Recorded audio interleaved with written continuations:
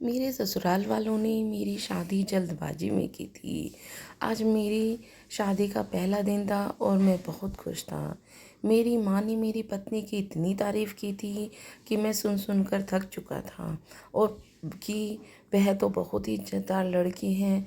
मैं क्या जानता था कि वह जो इज़्ज़तदार लड़की है, शादी की पहली रात ही मुझे दिन में तारे दिखा देगी। मैं कमरे में जैसे ही गया, उसने रोना, चीखना, चिल्लाना शुरू कर दिया। मैं घबरा गया। मुझे देखकर वह और भी ज़्यादा रोने लगी। क्या हुआ? मैंने उससे पूछा। उसने कहा, मेरे पेट में दर्द हो रहा है, मुझे बच्चा पैदा होने वाला है, जल्दी करो, किसी नर्स को बुला लाओ। तुम मेरे तो होश ही उड़ गए। पर उसने इतना शोर मचा रखा था कि मैं उसे देखकर मैंने सोचा बहुत दर्द हो रहा है। शायद तो मेरे दिमाग में यह रहा ही नहीं कि यह मेरी पत्नी है और हमारी आज ही शादी हुई है। लेकिन मैं उसका रोना सुन नहीं सका और जल्दबाजी में बाहर आया। उसने पहले से ही अपना सारा इंतज़ाम कर रखा था कि जैसे ही मैं बाहर आया, कई औरतें उसके कमरे में चली गई। उन्होंने अजीब से कपड़े पहने थे और कई लड़कियां भी थी जो जवान लग रही थी। उसके कमरे में चले गए। उन्होंने मेरी पत्नी को उठाकर उसके ऊपर बड़ी सी चादर डाल दी ताकि उसे कोई देख न सके। फिर उन्होंने बाहर लेकर आए। मैं देखता ही रह गया कि यह क्या हो रहा है। जहाँ तक मुझे पता था, पत्नी एक इज्जतदार औरत थी, फिर शादी की पहली ही रात उसे बच्चा कैसे हो सकता है। वे लड़कियाँ और मेरी पत्नी बाहर जाने लगे तो मैं उसके पीछे गया।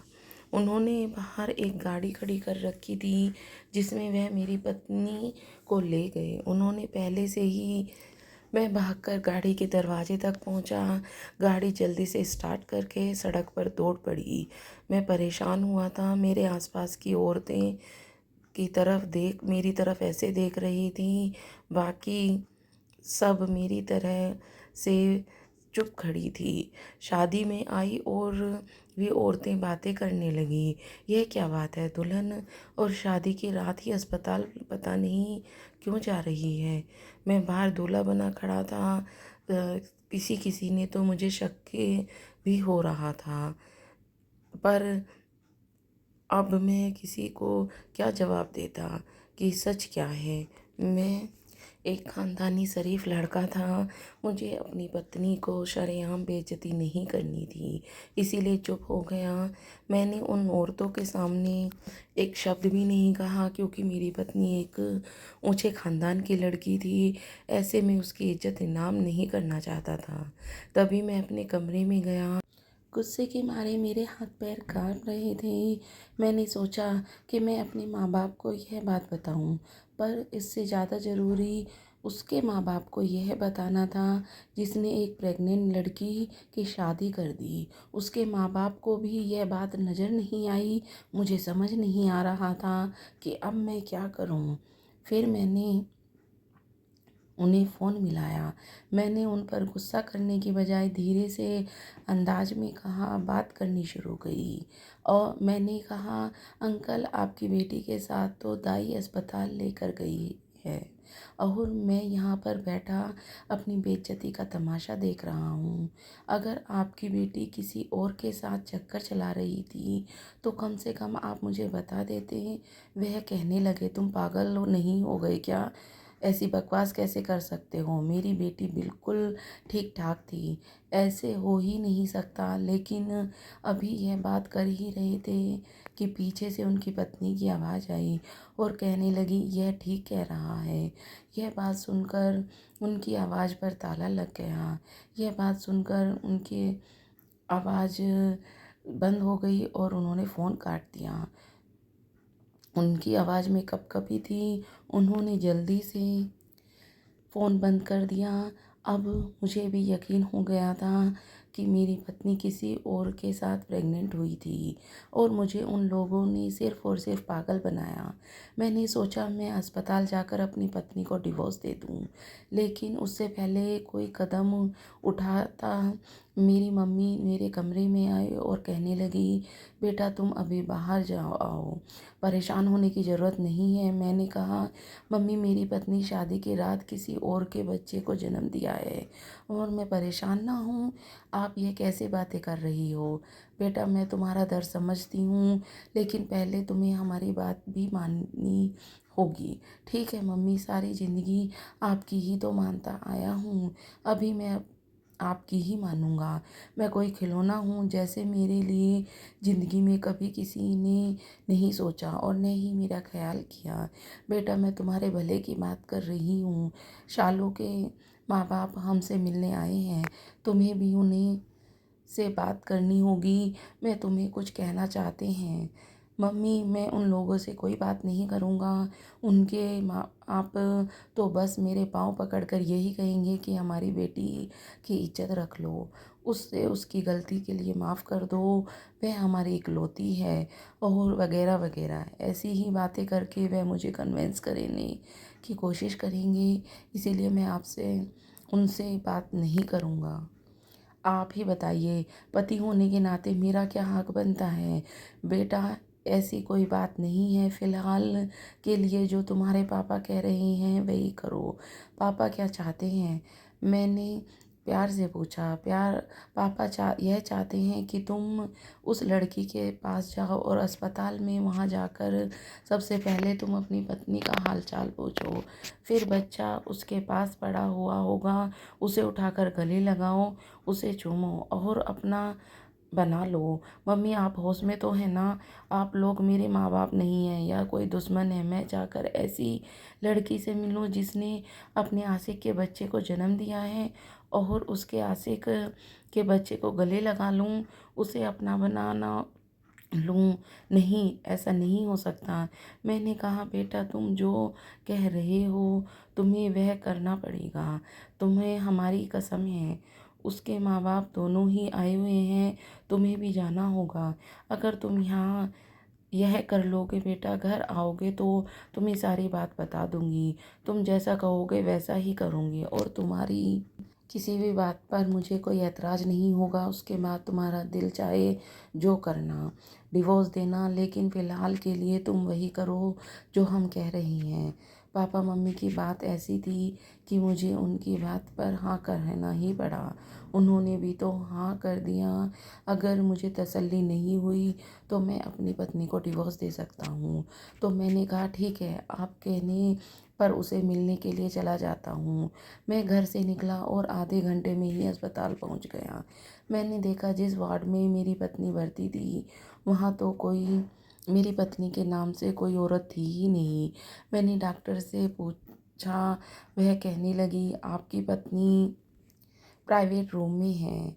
मैं फिर प्राइवेट रूम तक पहुंचा। मेरा दिल ज़ोर ज़ोर से धड़क रहा था। भगवान ना करे यह सब बातें सच हों, बल्कि यह सब बातें झूठ हों। मैं अपनी पत्नी को भगवान ने कितने साल बाद शादी की खुशी मुझे दिखाई दी और यह सब हो गया। आँखों में हल्की हल्की नमी लिए मैं कमरे से बाहर पहुंचा। दरवाज़ा खोला तो सामने 4-5 लड़कियां थी और साथ में एक लड़का भी वहाँ पर खड़ा था। लड़का कुछ ज़्यादा खूबसूरत नहीं था, बल्कि उसे देखकर लगता था वह तो बहुत ही चालाक है। मुझे देखते ही क्यों खड़ा हो गया वो। तुम कौन हो भाई? मैंने अंदर आ जाते हुए पूछा। मैं उस बच्चे का बाप हूँ, मेरी पत्नी के पहलू में जो पड़ा है था। मेरा तो यह सुनकर खून ही खोल गया। माँ बाप ने अपनी कसम देकर कहा था कि जो हम कहें तुम वही करना, इसीलिए मजबूर था। आपका बच्चा कैसे हुआ? लड़की तो मेरी पत्नी है तो बच्चा भी मेरा हुआ ना?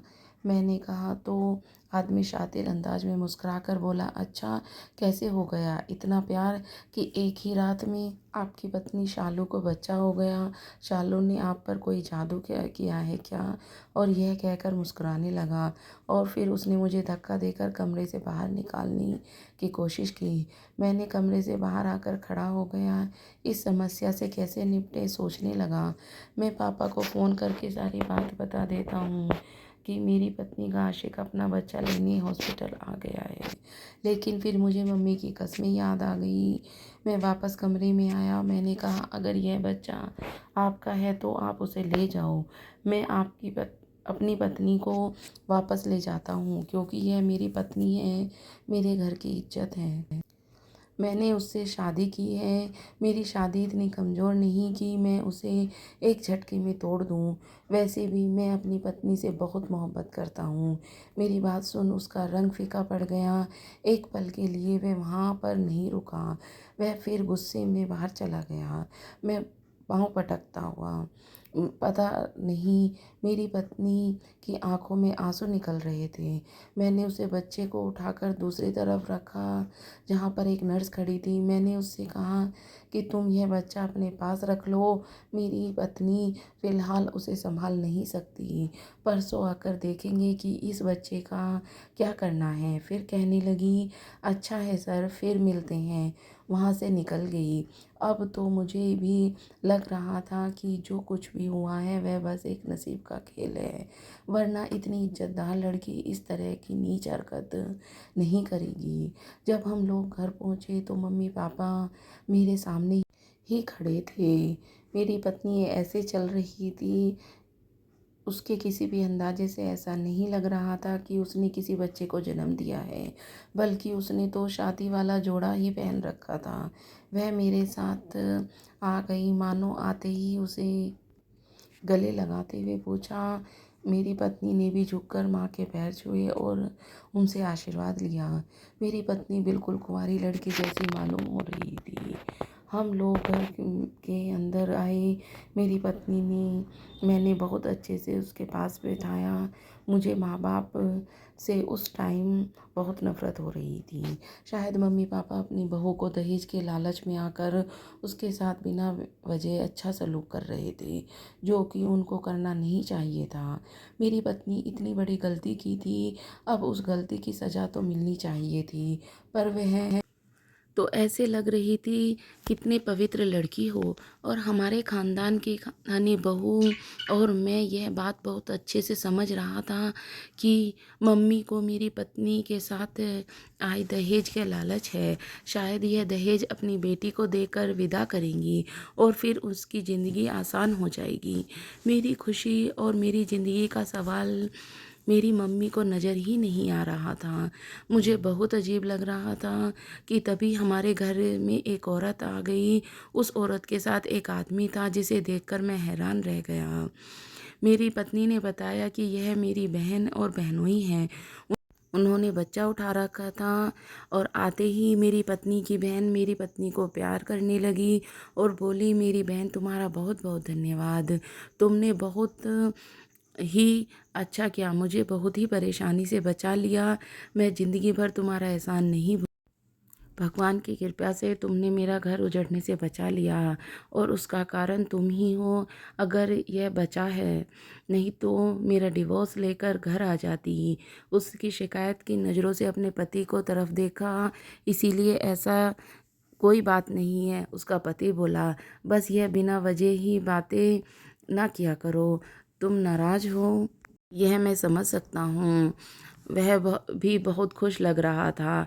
अब वह बेटा तुम्हारा हुआ, हमारा खून है, हम उसे ले लेंगे और तुम्हें कभी नहीं देंगे।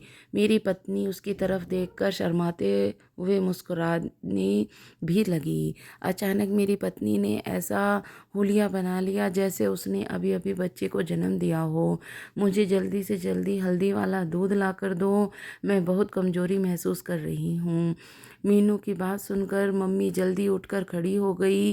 क्यों नहीं, मैं अपनी बहू को अभी जाकर गरम गरम दूध ला कर देती हूँ। आखिर मेरी बहू ने इतना खूबसूरत बेटे को जो जन्म दिया है। माँ यह कहकर किचन में चली गई। मेरा तो खून ही खौलने लगा। यह माँ को क्या हो गया है? पैसे के पीछे पागल हो गई है। खानदान की इज्जत का कोई ख्याल ही नहीं। मैं भी माँ के पीछे पीछे किचन में गया। मैंने कहा, मम्मी आपका दिमाग तो ख़राब नहीं हो गया? यह बच्चा पैदा करने पर आप खुश हो रही हो, उसे ने तो एक तमाशा बना कर रखा है। मुझे और सब कुछ बताओ। अब मैं जाऊंगा, तुम मुझे सारी बात बताओगी। माँ बोली, हाँ हाँ बेटा बताऊंगी, कौन सा भागी जा रही हूँ, तुम थोड़ा सब्र करो, उन लोगों को जाने दो, तुम्हें सारी बात बताती हूँ। बात जानने के बाद अगर तुम्हारी दिल को तसल्ली हो तो उसके पीछे अपनी पत्नी को भेज देना। अच्छा ठीक है। मैं अपने दांत पीस कर रह गया। 1-2 घंटे बाद की ही बात थी। पत्नी का फैसला भी तो हो जाना था।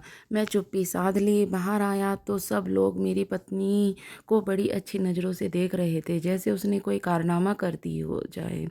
मुझे समझ नहीं आ रहा था कि मैं ज़िंदगी में क्या गलती की, जिसकी वजह से इतना बड़ा पाप मेरे सर पर पड़ गया।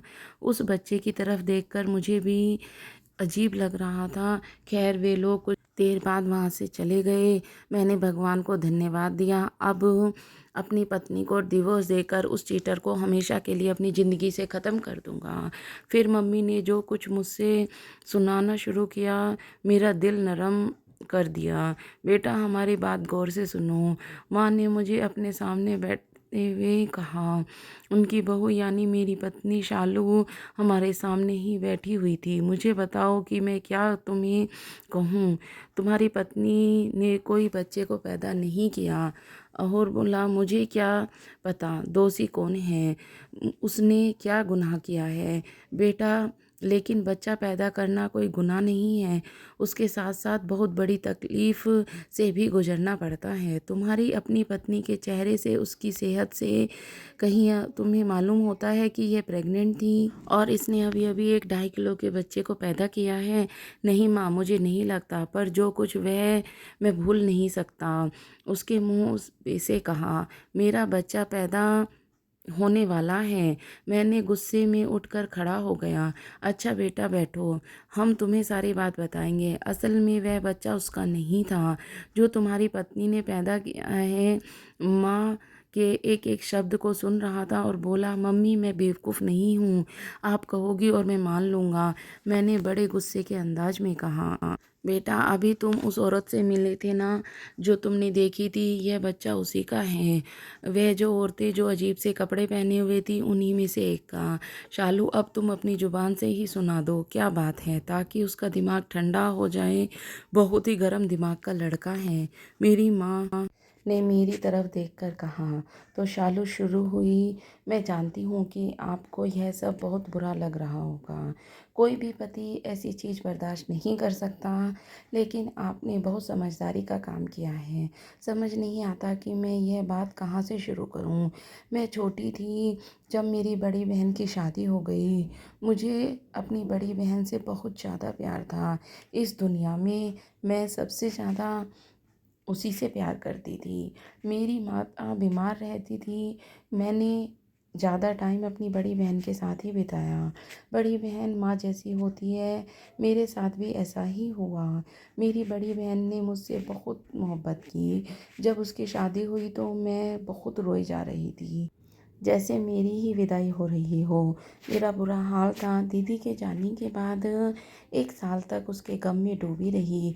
धीरे धीरे दीदी के लिए मैं समझ गई थी कि उनकी खुशियाँ अब बदल गई हैं। अब वह मुझसे ज़्यादा अपने ससुराल वालों के साथ खुश होती हैं। मेरी दीदी को बच्चा नहीं हो सकता था, तभी मैंने उसका साथ देना शुरू कर दिया। पहले दीदी ने अपनी देवरानी जेठानी की तरफ देखा तो वह तो किसी नागिन जैसी थी। फिर क्या था, उन लोगों ने तो साफ मना कर दिया कि वह बच्चा उसे नहीं देंगी। तभी दीदी ने कहा, अब मैं क्या करूं। मेरे बहनों को भी कोई उम्मीद नहीं थी कि मेरी बहन बच्चा पैदा कर सकती है।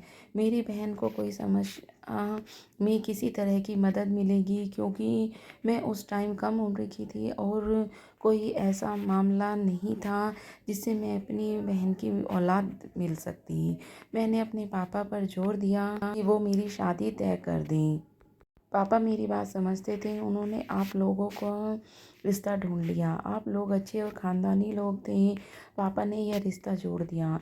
मैं मानती हूँ कि मुझसे बहुत बड़ी गलती हुई है। मुझे शादी की रात ऐसा नहीं करना चाहिए था। खैर जब आपसे मेरी मंगनी हो गई तो मैंने अपने बहन बहनोई के सामने यह कहना शुरू कर दिया कि मैं उम्मीद से हूँ, क्योंकि हम एक दूसरे से मिल चुके हैं। मेरी बहनोई को इस बात पर कोई ऐतराज़ नहीं हुआ और मेरी बहन को भी कोई ऐतराज़ नहीं हुआ। मैंने उनसे वादा किया कि यह बच्चा मैं उन्हें दे दूँगी, लेकिन मैं उम्मीद से नहीं थी, यही एक सच था। आपको पता है कि हमने तो आपसे एक दूसरे का चेहरा भी नहीं देखा था, क्योंकि मेरा बहनोई किसी और की औलाद को पालना नहीं चाहता था। तो मैंने एक झूठ बोल दिया, यह बच्चा मेरा है। फिर मैंने अस्पताल जाकर इतना बड़ा नाटक किया।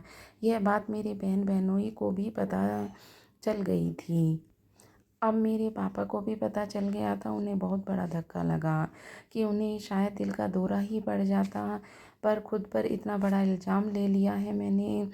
अब अगर आप से ने मुझे माफ़ कर दिया तो हम नई ज़िंदगी की शुरुआत कर सकते हैं, वरना मैं आपको किसी भी फ़ैसले के लिए तैयार हूँ। अब मेरी पत्नी ने सिर झुका लिया।